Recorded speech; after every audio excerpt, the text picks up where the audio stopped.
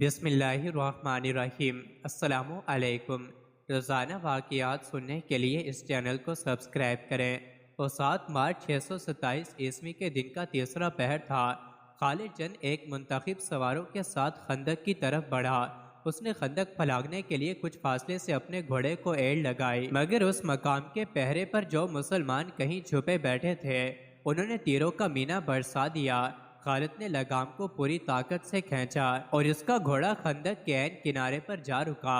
خالد نے گھوڑے کو پیچھے موڑا اور اپنے تیر اندازوں کو بلایا۔ اس نے سوچا تھا کہ اس کے تیر انداز مسلمانوں پر تیر پھینکتے چلے جائیں گے جس سے مسلمان سر نہیں اٹھا سکیں گے اور وہ خندق پھلانگ لے گا، لیکن مسلمانوں نے تیر اندازی میں اضافہ کر دیا۔ مسلمان تیروں کی بوچھاڑوں میں تیر چلا رہے تھے۔ خالد کو پسپا ہونا پڑا۔ خالد اس انداز سے اپنے سواروں کو وہاں سے ہٹا کر دوسری طرف چل پڑا جیسے اس نے خندق پر ایک اور حملہ کرنے کا ارادہ ترک کر دیا ہو۔ مورخین جن میں ابن ہشام اور ابن سعد قابل ذکر ہیں لکھتے ہیں کہ یہ خالد کی ایک چال تھی۔ اس نے چلتے چلتے اپنے سوار جیش میں مزید سوار شامل کر لیے۔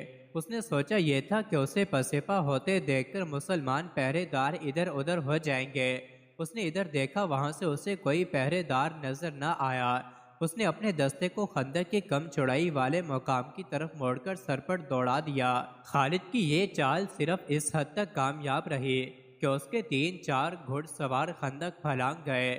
ان میں خالد سب سے آگے تھا۔ مسلمان پہرے داروں نے انہیں گھیرے میں لے لیا۔ قریش کے جو سوار اپنی خندق کے پاس تھے ان پر مسلمانوں نے اتنے تیر برسائے کہ انہیں پسپا ہونا پڑا۔ خالد اور اس کے سواروں کے لیے مسلمانوں کے گھیرے سے نکلنا بہت مشکل ہو گیا۔ یہ زندگی اور موت کا معرکہ تھا جو خالد نے گھوڑا دوڑا کر اور پینترے بدل بدل کر لڑا۔ اس کے سوار بھی تجربہ کار اور پھرتیلے تھے۔ ان میں سے ایک مارا گیا۔ خالد اب دفاعی معرکہ لڑ رہا تھا۔ اس نے کئی مسلمانوں کو زخمی کیا جن میں سے ایک شہید ہو گیا۔ آخر اسے نکلنے کا موقع مل گیا اور اس کا گھوڑا خندق کو پھلانگ آیا۔ اس کے جو سوار زندہ رہ گئے تھے وہ بھی خندق پھلانگ آئے۔ اس کے بعد قریش میں سے کسی نے بھی خندق کے پار جانے کی جرات نہ کی۔ اکرمہ اور خالد کی ناکامی کے بعد قریش اور ان کے دیگر اتحادی قبائل کے لشکر میں مایوسی جو پہلے ہی کچھ کم نہ تھی اور بڑھ گئی، خوراک نہ ہونے کے برابر رہ گئی تھی۔ ابو سفیان جو اپنے اور دیگر تمام قبائل کے لشکر کا سالار اعلیٰ تھا، پہلے ہی ہاتھ پاؤں چھوڑ بیٹھا تھا۔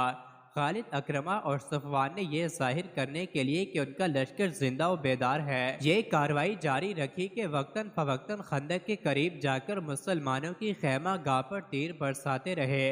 اس کے جواب میں مسلمانوں نے تیر اندازوں کو خندق کے قریب پھیلا دیا۔ اہل قریش کے تیر اندازوں پر جوابی تیر اندازی کرتے رہے۔ تیروں کے تبادلے کا یہ سلسلہ صرف ایک دن صبح سے شام تک چلا۔ اہل قریش، غطفان اور دیگر قبائل جس محمد کو شکست دینے آئے تھے وہ محمد صلی اللہ علیہ وسلم کسی ملک کے بادشاہ نہیں تھے، وہ خدا کے رسول صلی اللہ علیہ وسلم تھے۔ خدا نے انہیں ایک عظیم پیغام دے کر رسالت عطا کی تھی۔ آپ صلی اللہ علیہ وسلم نے خدا سے مدد مانگی تھی۔ خدا اپنے رسول صلی اللہ علیہ وسلم کو کیسے مایوس کرتا۔ اس کے علاوہ مدینہ کے اندر مسلمانوں کی عورتیں اور بچے دن رات اپنی کامیابی اور نجات کی دعائیں مانگتے رہتے تھے۔ یہ دعائیں رہ گا کیسے جاتی۔ 17 مارچ 627 عیسوی بروز منگل مدینہ کی فضا خاموش ہو گئی۔ سردی خاصی تھی، ہوا بند ہو گئی، موسم خوشگوار ہو گیا، لیکن یہ طوفان سے پہلے کی خاموشی تھی۔ اچانک آندھی آ گئی جو اس قدر تیز و تند تھی کہ خیمے اڑنے لگے۔ جکڑ بڑے ہی سرد تھے۔ آندھی کی تندی اور اس کی چیخوں سے گھوڑے اور اونٹ بھی گھبرا گئے اور رسیاں توڑوانے لگے۔ مسلمانوں کی اجتماع گاہ صلح کی پہاڑی کی اوٹ میں تھی، اس لیے آندھی انہیں اتنا پریشان نہیں کر رہی تھی جتنا مکہ کے لشکر کو۔ قریش کھلے میدان میں تھے، آندھی ان کا سامان اڑا رہی تھی، خیمے اڑ گئے یا لپیٹ دیے گئے تھے۔ لشکر کے سردار اور سپاہی اپنے اوپر ہر وہ کپڑا ڈال کر بیٹھ گئے تھے جو ان کے پاس تھا۔ ان کے لیے یہ آندھی خدا کا قہر بن گئی تھی۔ اس کی چیخوں میں قہر اور غضب تھا۔ ابو سفیان برداشت نہ کر سکا، وہ اٹھا، اسے اپنا گھوڑا نظر نہ آیا۔ قریبی ایک اونٹ بیٹھا تھا۔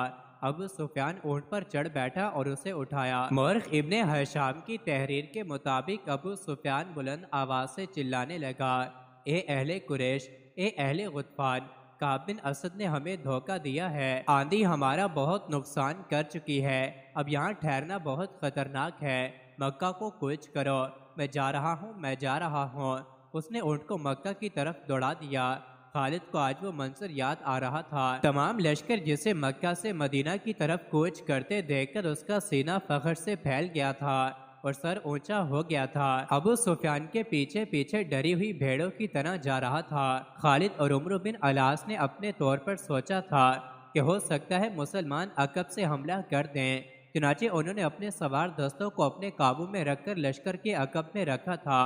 اس لشکر اور ابو سفیان نے ایسے حفاظتی اقدام کی سوچی ہی نہیں تھی۔ اس پسپا ہوتے لشکر میں وہ آدمی نہیں تھے جو مارے گئے تھے، نعیم بن مسعود بھی نہیں تھے۔ قریش کا لشکر چلا تو نعیم آندھی سے فائدہ اٹھاتے ہوئے خندق میں اتر گئے اور رسول کریم صلی اللہ علیہ وسلم کے پاس پہنچ گئے تھے۔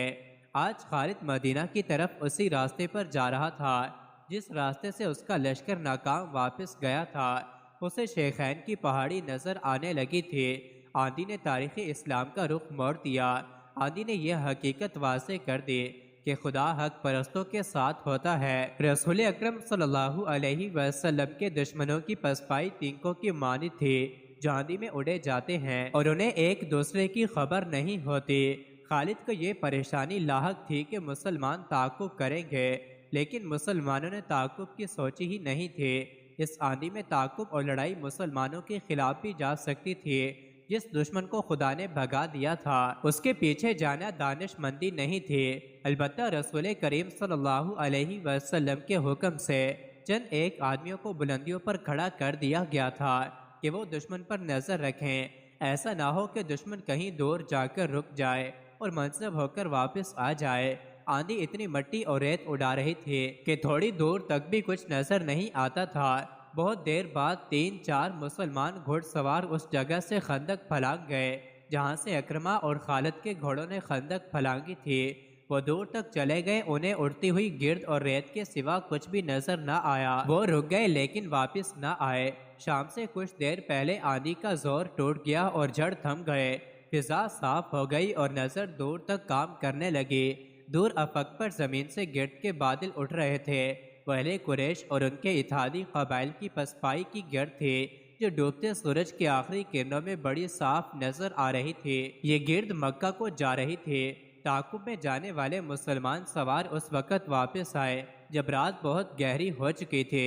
خدا کی قسم، انہوں نے واپس آ کر بتایا، وہ جو ہمارے عقیدے کو توڑنے اور مدینے کی اینٹ سے اینٹ بجانے آئے تھے، وہ مدینے سے اتنی دہشت لے کر گئے ہیں کہ رک نہیں رہے، کہیں پڑاؤ نہیں کر رہے۔ کیا راتوں کو مسافر پڑاؤ نہیں کیا کرتے؟ کیا لشکر راتوں کو بھی چلتے رہتے ہیں؟ وہی چلتے رہتے ہیں جو منزل تک بہت جلدی پہنچنا چاہتے ہو۔ احادیث اور مورخوں کی تحریروں کے مطابق رسول کریم صلی اللہ علیہ وسلم کو یقین ہو گیا کہ دشمن گھبراہٹ کے عالم میں بھاگا ہے اور ایسا امکان ختم ہو چکا ہے کہ وہ منظم ہو کر واپس آ جائے گا۔ تب آپ صلی اللہ علیہ وسلم نے کمر سے تلوار کھولی، خنجر اتار کر رکھ دیا اور اللہ کا شکر ادا کر کے غسل کیا۔ اس رات کی کوکھ سے جس صبح نے جنم لیا وہ مدینہ والوں کے لیے فتح و نصرت اور مسرت و شادمانی کی صبح تھی۔ ہر طرف اللہ اکبر اور خوشیوں کے نعرے تھے۔ سب سے زیادہ خوشی عورتیں اور بچے منا رہے تھے جنہیں چھوٹے چھوٹے قلعوں میں بند کر دیا گیا تھا۔ وہ خوشی سے چیختے چلاتے باہر نکلے۔ مدینہ کی گلیوں میں مسلمان بہت مسرور پھر رہے تھے۔ فتح کے اس جشن میں بنو قریظہ کے یہودی بھی شامل تھے۔ رسول کریم صلی اللہ علیہ وسلم نے انہیں امن و امان میں رہنے کے عوض کچھ مراعات دے رکھی تھیں۔ ظاہری طور پر وہ مسلمانوں کو اپنا دوست کہتے اور دوستوں کی طرح رہتے تھے۔ اہل قریش کی پسپائی پر وہ مسلمانوں کی طرح خوشیاں منا رہے تھے، لیکن ان کا سردار کعب بن اسد اپنے قلعہ نما مکان میں بیٹھا تھا۔ اس کے پاس اپنے قبیلے کے 3 سرکردہ یہودی بیٹھے تھے اور اس وقت کی غیر معمولی طور پر حسین یہودن یحاوہ بھی وہاں موجود تھی۔ وہ گزشتہ شام اہل قریش کی پسپائی کی خبر سن کر آئی تھی۔ کیا یہ اچھا نہیں ہوا کہ ہم نے مسلمانوں پر حملے نہیں کیے؟ کعب بن اسد نے کہا، مجھے نعیم بن مسعود نے اچھا مشورہ دیا تھا، اس نے کہا تھا کہ قریش سے معاہدے کی ضمانت، اس نے یہ بھی کہا تھا کہ قریش اس سے دگنا لشکر لے کر آئے تو بھی خندق عبور نہیں کر سکتے۔ میں نے نعیم کا مشورہ اس لیے قبول کر لیا تھا کہ وہ اہل قریش میں سے ہیں، وہ اہل قریش میں نہیں۔ ایک یہودی نے کہا، وہ محمد کے پیروکاروں میں سے ہیں۔ خدائے یہودا کی قسم، تمہاری بات سچ نہیں ہو سکتی۔ کعب بن اسد نے کہا، وہ اہل قریش کے ساتھ آیا تھا مگر ان کے ساتھ گیا نہیں۔ اسی یہودی نے کہا، میں نے کل شام اسے مدینہ میں مسلمانوں کے ساتھ دیکھا ہے۔ اس وقت تک اہل قریش کا لشکر مدینہ سے بہت دور جا چکا تھا۔ پھر تمہیں کس نے بتایا ہے کہ وہ محمد کے پیروکاروں میں سے ہے؟ کعب نے کہا، میں ایسی بات کو کیوں سچ مانوں جو تم نے کسی سے پوچھا نہیں؟ میں نے اپنے ایک مسلمان دوست سے پوچھا تھا۔ یہودی نے کہا، میں نے نعیم کو دیکھ کر کہا تھا، کیا مسلمان اب قریش کے جنگی قیدیوں کو کھلا رکھتے ہیں؟ میرے دوست نے جواب دیا تھا کہ نعیم کبھی کا اسلام قبول کر چکا ہے، اسے مدینے میں آنے کا موقع اب ملا ہے، پھر اس نے ہمیں مسلمانوں سے نہیں بلکہ مسلمانوں کو ہم سے بچایا ہے۔ کعب بن اسد نے کہا، اس نے جو کچھ بھی کیا ہے ہمارے لیے اچھا ثابت ہوا ہے۔ اگر ہم قریش کی بات مان لیتے تو مسلمان ہمارے دشمن ہو جاتے۔ ایک اور یہودی نے کہا، تم یہی کہنا چاہتے ہو نا کعب، مسلمان پھر بھی ہمارے دشمن ہیں، ہمیں محمد کے نئے مذہب کو یہیں پر ختم کرنا ہے ورنہ محمد ہمیں ختم کرا دے گا۔ کیا تم نہیں دیکھ رہے کہ یہ مذہب جسے یہ لوگ اسلام کہتے ہیں کتنی تیزی سے مقبول ہوتا جا رہا ہے؟ تیسرے یہودی نے جو معمر تھا کہا، ہمیں اس کے آگے بند باندھنا ہے، اسے روکنا لیکن کیسے؟ کعب بن اسد نے پوچھا، قتل معمر؟ یہودی نے کہا، محمد کا قتل ایسی جرت کون کرے گا؟ کعب بن اسد نے کہا، تم کہو گے کہ وہ ایک یہودی ہوگا، اگر وہ محمد کے قتل میں ناکام ہو گیا تو بنو کیکنہ اور بنو نذیر کا انجام دیکھ لو۔ مسلمانوں نے انہیں جس طرح قتل کیا ہے اور ان میں سے زندہ بچ رہنے والے جس طرح دور دراز کے ملکوں کو بھاگ گئے ہیں وہ نہ بھولو۔ خدائے یہودا کی قسم، معمر یہودی نے کہا، میری عقل تم سے زیادہ کام نہیں کرتی تو تم سے کم بھی نہیں۔ تم نے جو آج سوچا ہے وہ میں اور لیس بن موشان بہت پہلے سوچ چکے ہیں۔ کوئی یہودی محمد کو قتل کرنے نہیں جائے گا، پھر وہ کون ہوگا؟ وہ قبیلہ قریش کا ایک آدمی ہے۔ بوڑھے یہودی نے جواب دیا، لیس بن موشان نے اسے تیار کر لیا ہے۔ میرا خیال ہے کہ اب وقت آ گیا ہے کہ یہ کام کر دیا جائے۔ اگر تم لوگ بھول نہیں گئے کہ میں بنو قریظہ کا سردار ہوں تو میں اس کام کی اجازت کیسے دے سکتا ہوں جو مجھے معلوم ہی نہ ہو کہ کیسے کیا جائے گا؟ کعب بن اسد نے کہا، اور مجھے کون بتائے گا کہ اس آدمی کو اتنے خطرناک کام کے لیے کیسے تیار کیا گیا ہے؟ کیا اسے ابو سفیان نے تیار کیا ہے؟ خالد بن ولید نے تیار کیا ہے؟ سنو کعب، بڑے یہودی نے کہا، اور یہودی حسینہ یحاوہ کی طرف دیکھا، میں یہ بات لیس بن موشان کی موجودگی میں سناؤں تو کیا اچھا نہ ہوگا؟ یحاوہ نے کہا، اس بات میں اس بزرگ کا عمل دخل زیادہ ہے، ہم اس بوڑھے جادوگر کو کہاں سے بلائیں؟ کعب بن اسد نے کہا، ہم تم پر اعتبار کرتے ہیں، وہ یہی ہیں۔ بوڑھے یہودی نے کہا، ہم اسے ساتھ لائے ہیں اور ہم اسے بھی ساتھ لائے ہیں جو محمد کو قتل کرے گا۔ اب ہم انتظار نہیں کر سکتے۔ ہم سب کو امید تھی کہ قریش غطفان اور ان کے دوسرے قبائل اسلام کا نام و نشان مٹا دیں گے، مگر ہر میدان میں انہوں نے شکست کھائی۔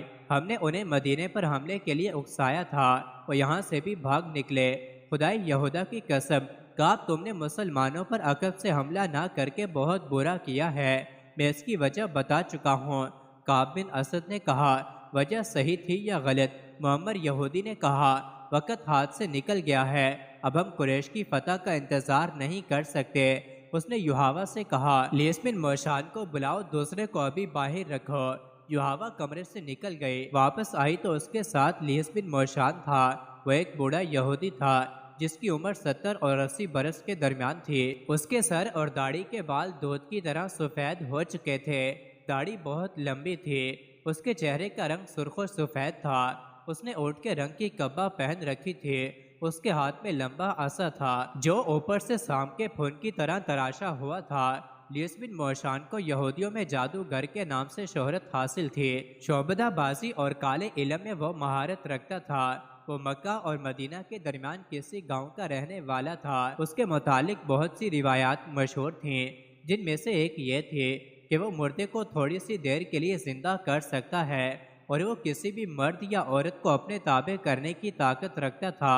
یہودی اسے اپنا پیر و مرشد سمجھتے تھے۔ وہ جہان دیدہ اور عالم فاضل شخص تھا۔ وہ کمرے میں داخل ہوا تو سب اس کی تعظیم کو اٹھے۔ وہ جب بیٹھ گیا تو سب بیٹھے۔ خاندان موشام کی عظمت سے کون واقف نہیں؟ کعب بن اسد نے کہا، خدائے یہودا کی قسم، ہم میں سے کوئی بھی آپ کو یہاں بلانے کی جرت نہیں کر سکتا تھا۔ یحاوہ شاید آپ کو لے آئی ہے، میں پیغمبر نہیں۔ کعب بن اسد لیس بن موشان نے کہا، میں یہ خوبصورت الفاظ سننے کا عادی نہیں اور تعظیم و احترام کا وقت بھی نہیں۔ کوئی نہ بلاتا تو بھی مجھے آنا تھا۔ تم لوگ اپنے فرض کی ادائیگی میں بہت وقت ضائع کر چکے ہو۔ یہ لڑکی اچھی ہے جس نے وہ کام کر لیا ہے جو تمہیں کرنا چاہیے تھا۔ معزز موشان کعب بن اسد نے کہا، ہم نے ابھی اس انتہائی اقدام کی سوچی نہیں تھی۔ اگر ہم محمد کے قتل جیسا خوفناک ارادہ کرتے بھی تو یحاوہ کو استعمال نہ کرتے۔ ہم اتنی خوبصورت اور جوان لڑکی کو استعمال نہیں کر سکتے۔ کیوں نہیں کر سکتے؟ لیس بن موشان نے کہا، کیا تم فراموش کر بیٹھے ہو کہ ساری دنیا پر خدائے یہودا کی حاکمیت ہوگی؟ داؤد کے ستارے کی قسم، اپنی نوع انسان پر بنی اسرائیل کی حاکمیت قائم کرنے کے لیے ہم سب کو قربانیاں دینی پڑیں گی۔ ہمیں انسان کی فطری کمزوریوں کو اپنے ہاتھ میں لینا ہے۔ کیا تم نہیں جانتے کہ مرد کیا چاہتا ہے؟ اعلیٰ نسل کے 20 گھوڑے اور 20 غلام یحاوہ کے ساتھ کھڑے کر دو۔ کسی سے بھی کہو کہ اسے جو پسند ہے وہ لے جائے۔ داؤد کے ستارے کی قسم، وہ آدمی 20 گھوڑے اور 20 غلام چھوڑ دے گا اور یحاوہ کو لے جائے گا۔ اس محفل پر خاموشی طاری رہی۔ میں دیکھ رہا ہوں کہ تم میری بات نہیں سمجھ سکے۔ لیس بن موشان نے کہا، تمہارے دماغوں میں اپنی بیٹیوں کی عصمت سمائی ہوئی ہے۔ میری بات غور سے سنو۔ عصمت کا شرم و حیا کے ساتھ کوئی تعلق نہیں۔ یہ ایک ہتھیار ہے جو ہمیں اپنے دشمنوں کو بیکار کرنے کے لیے استعمال کرنا ہے۔ بدی کیا ہے، نیکی کیا ہے، میں جانتا ہوں۔ تم مجھے کیا جواب دو گے؟ یہ جواب صحیح ہوگا، لیکن جب تم دنیا کے کونے کونے تک یہودیت کو پہنچانے کی بات کرو گے تو بدی و نیکی کے معنی بدل جائیں گے۔ محمد برائی اور بدی کو ختم کر رہا ہے۔ ہمیں برائی اور بدی پیدا کرنی ہے، مگر ہم خود برے اور بدکار نہیں ہوں گے۔ اگر تم روئے زمین پر پھیلی ہوئی نسل انسانی کو اپنی غلامی کے جہنم میں ڈالنا چاہتے ہو تو غیر یہودیوں کو جنت دکھاؤ، انہیں جنت کی حوریں دکھاؤ، انہیں میٹھی شراب پلاؤ۔ یہ لوگ بدمست حیوان ہیں، ان میں اور زیادہ حیوانیت پیدا کرو۔ یہ مت سوچو کہ اچھا کیا ہے اور برا کیا ہے، یہ دیکھو کہ یہودیت کی حاکمیت کے لیے کیا اچھا ہے، خواہ وہ برا ہی ہو۔ اس نے یحاوہ کی طرف دیکھا اور بولا، انہیں بتاؤ۔ یحاوہ انہیں سمجھاؤ۔ یحاوہ کے ہونٹوں پر مسکراہٹ آ گئی اور اس نے ایک کہانی سنا دی۔ یہ کہانی چند ماہ پہلے مکہ سے شروع ہوئی تھی۔ یحاوہ نے شرم و حجاب کے بغیر سب کو سنایا کہ وہ قریش کے 3 نامور سالاروں خالد، اکرمہ اور صفوان کو اپنے حسن و جوانی کے طلسم میں الگ الگ گرفتار کرنا چاہتی تھی۔ اس نے انہیں آپس میں ٹکرانے کی سوچی تھی، لیکن ان میں کوئی بھی اس کے ہاتھ نہ آیا۔ اس نے یہ بھی سوچا تھا کہ وہ تینوں کے دلوں میں اپنے سردار ابو سفیان کی نفرت پیدا کر دے گی، لیکن خالد پتھر ثابت ہوا۔ یحاوہ نے کہا، اس نے مجھے دھتکارا نہیں، لیکن وہ دلچسپی بھی ظاہر نہ کی جس کی مجھے توقع تھی۔ میرا خیال ہے اکرمہ اور صفوان پر خالد کا ہی اثر ہے۔ یہ تینوں جنگ و جدل کے دلدادہ ہیں، اس کے سوا کچھ سوچتے ہی نہیں۔